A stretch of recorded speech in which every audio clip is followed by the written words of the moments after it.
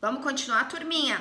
Agora que a gente já domina os princípios que vão ser aplicáveis, vamos começar a estudar a ordem, como que se processa a liquidação e execução. E a gente começa com a liquidação, que é uma fase preparatória para a execução, porque é na liquidação que a gente descobre realmente quanto vale aquela condenação que foi reconhecida numa decisão judicial. Se ainda houver pendência do julgamento de um recurso recebido no efeito devolutivo, a gente diz que a execução é provisória. Já estudaram isso, processo civil? Mesma coisa. Se já houve trânsito em julgado, a execução é definitiva. Antes da reforma trabalhista, a gente tinha uma diferença grande em relação ao início dessas duas execuções, porque a execução provisória dependia de expresso requerimento do exequente e a definitiva se iniciava de ofício pelo magistrado. Isso mudou com a reforma trabalhista. No vídeo anterior, a gente viu que o princípio inquisitivo ele foi restringido com a reforma trabalhista e agora, mesmo a execução definitiva, ela deve aguardar a iniciativa do credor, do exequente, para ela se iniciar, salvo se esse credor, esse exequente, não estiver representado por advogado. Porque aí nessa situação o juiz continua podendo iniciar de ofício a execução, tá bom? Então, execução provisória, definitiva, conceitos bastante parecidos com aquilo que vocês já estudaram no processo civil e tá lá no slide 5 do nosso material. Bom, independentemente da execução ser provisória ou definitiva, a gente precisa saber quanto vale. E para isso, eu posso me utilizar de 3 caminhos. A CLT prevê expressamente no artigo 879 que a liquidação pode ser feita por cálculos, por arbitramento ou por artigos. Cálculos é quando a quantificação da condenação depende de cálculos aritméticos. Embora seja comum a gente falar dependa de simples cálculos, na prática a gente sabe que cálculo trabalhista está muito longe de ser simples, né? Mas o que quer dizer é que não depende de outros elementos, não depende de uma perícia, não depende de um provar fato novo, não. Basta você realizar cálculos aritméticos com base naquilo que está no processo. Isso é o que a gente chama de liquidação por cálculos e talvez, acho que superem 95% dos processos trabalhistas têm as suas liquidações se processadas por cálculos. Mas também existe a liquidação por arbitramento, onde você nomeia ali um especialista que vai designar, que vai determinar, através de um laudo, quanto vale a condenação. Eu já tive casos concretos, já vi em caso de dano patrimonial por envolver direito autoral de empregado. Puxa, o juiz não sabe quanto que aquilo vale, quanto que valia aquele direito patrimonial autoral do empregado. Então era preciso você realizar ali na execução uma perícia, uma avaliação no perito para saber, um laudo que se arbitre quanto vale. Isso não é comum, tá? É bastante raro e a própria CLT ali já fala que o arbitramento só vai acontecer quando tiver previsto na sentença, ou houver convenção entre as partes, ou se a natureza do objeto de liquidação assim o exigir. E ainda existe a liquidação por artigos. Que de acordo com o CPC novo, lá no 509.2, inciso 2º, é por procedimento comum. Quanto que eu vou usar a liquidação por artigos ou por procedimento comum? Toda vez que eu tiver que provar fato novo. Isso também acontece com uma frequência maior, por exemplo, em ações que envolvam danos materiais decorrentes de acidente de trabalho, quando o empregado ainda não estava com a sua capacidade laborativa totalmente recuperada ou as suas sequelas consolidadas ali na fase de conhecimento, ali durante a fase de instrução processual. Ou seja, o juiz diz assim, olha, o trabalhador tem direito ao pensionamento no tanto que ele se inabilitou, mas ainda não dá para saber o quanto ele se inabilitou, porque ele estava em tratamento. Então, na fase de liquidação, pode ser feito liquidação por artigos, onde vai ser feita uma perícia, vai ser analisada a recuperação da capacidade, ou seja, você vai alegar e provar fato novo. A liquidação por artigos também acontece com mais frequência quando se trata de tutela coletiva, que às vezes ali a sentença reconhece numa ação movida por sindicato ou Ministério Público, mas é na liquidação que você vai descobrir quem se enquadra ou não se enquadra naquela situação, o empregado vai provar se está ou não está enquadrado naqueles moldes. Então, pode ser que você tenha uma liquidação feita por artigos. Embora o normal, mais de 90% dos casos, a liquidação se processe por cálculo. Aí vocês poderiam estar se perguntando, prof, cálculo da onde? Quem traz esses cálculos no processo? Bom, a CLT, no mesmo artigo 879, nos seus parágrafos, ela nos dá algumas pistas. Ela não é assim específica, tá? Mas ela nos dá pistas. Por exemplo, no parágrafo 3º, ela fala de cálculos feitos pelas partes ou pelos auxiliares da justiça. Como assim? Ora, a própria Secretaria da Vara. Existem alguns casos em que calcular o valor é simples. Vamos imaginar que foi determinado o pagamento de verbas rescisórias e o termo de rescisão já estava ali juntado no processo. Bastaria atualizar esse termo de rescisão. A própria Secretaria da Vara, hoje em dia usando o PJE Calc, poderia fazer isso. Então, quem poderia apresentar os cálculos de liquidação seria a Secretaria da Vara. Ou as partes podem apresentar, o juiz pode permitir que elas tragam os seus cálculos de liquidação. Agora, o mesmo artigo 879, já no parágrafo 6º, ele fala que se os cálculos forem mais complexos, o juiz pode nomear um calculista, pode nomear um perito. Então, ele nomeia o perito prepara os cálculos e traz os cálculos ao processo. Fato é que, independentemente de onde os cálculos vieram, uma vez que eles estejam no processo, o juiz deve permitir que as partes os impugnem, tá? Isso a gente chama de ICL. A prof colocou, tá lá no slide 7, tá? O que é esse ICL? É a impugnação aos cálculos de liquidação. Tá no parágrafo 2º do artigo 879 da CLT.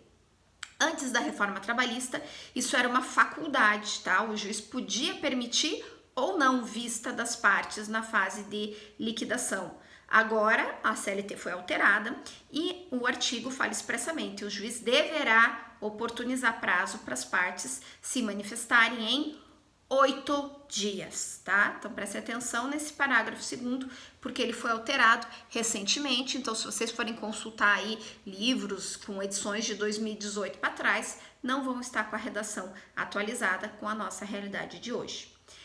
Outro detalhe que a prof quer observar aqui para vocês é que desses cálculos de liquidação, a União necessariamente também tem que ser informada a respeito.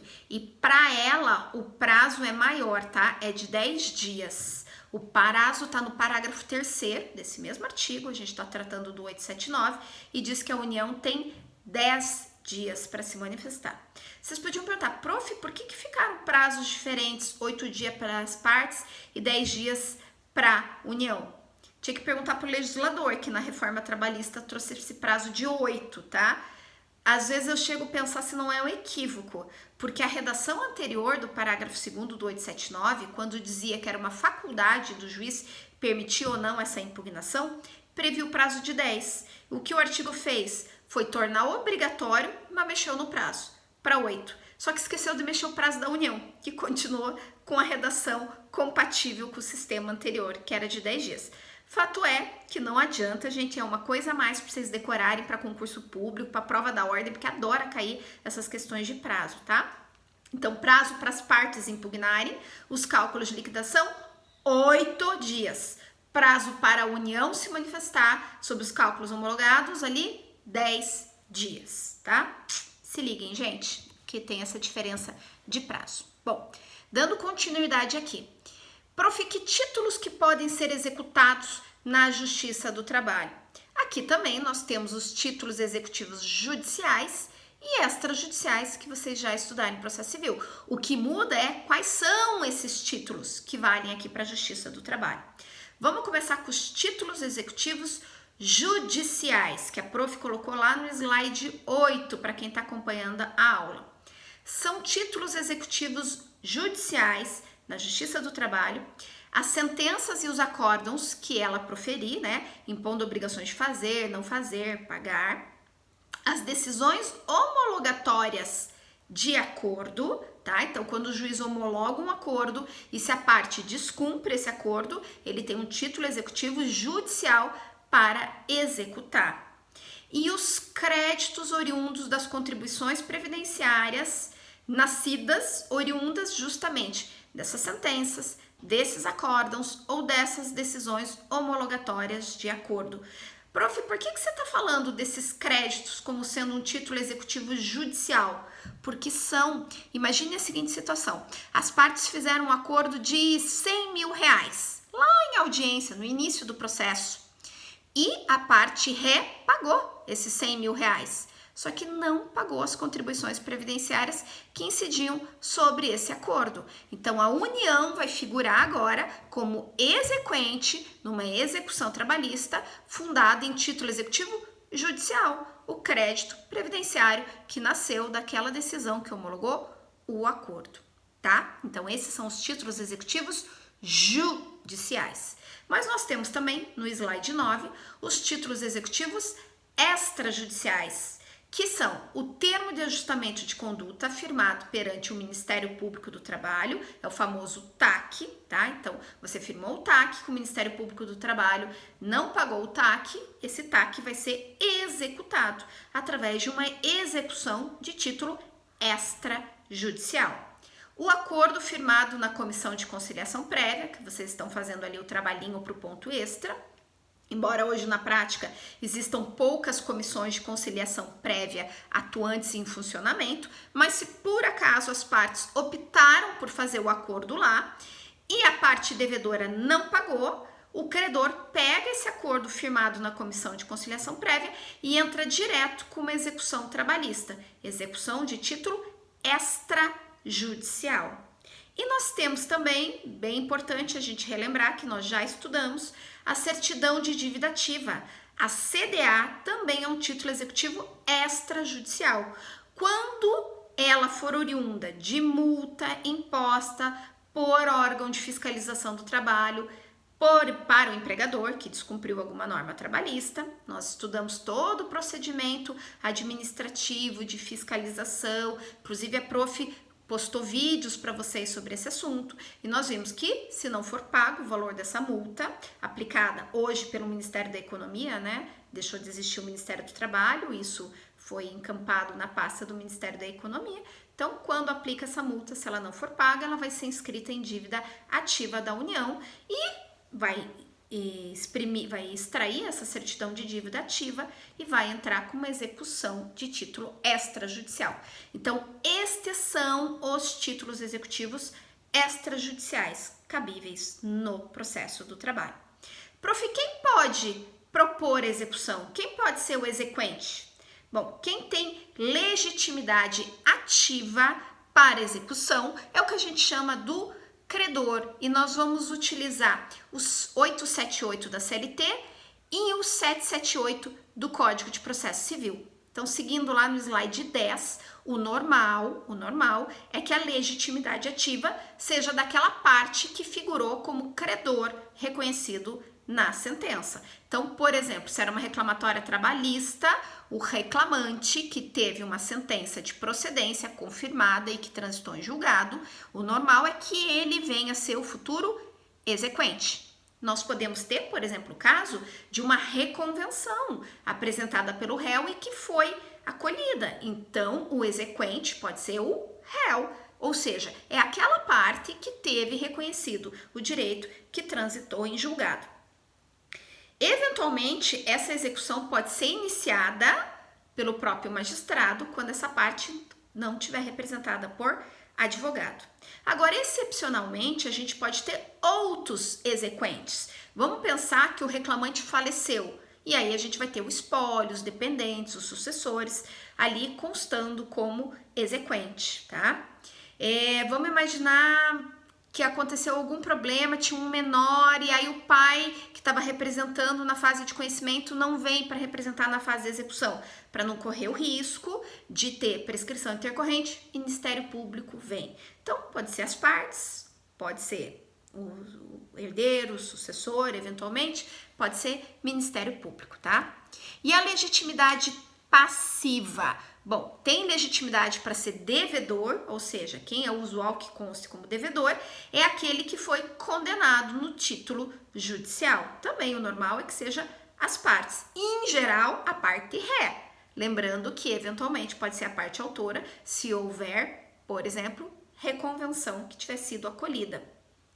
Agora, a gente pode ter, por exemplo, se o devedor faleceu, a gente pode ter questão de espólio, a gente pode ter sucessor. Se for uma pessoa jurídica que foi comprada por outra, houve sucessão de empresas, pode ser o sucessor. Vocês estudaram isso lá com a Prof. Isis, sucessão de empregadores, isso vale aqui para nós também, do processo do trabalho.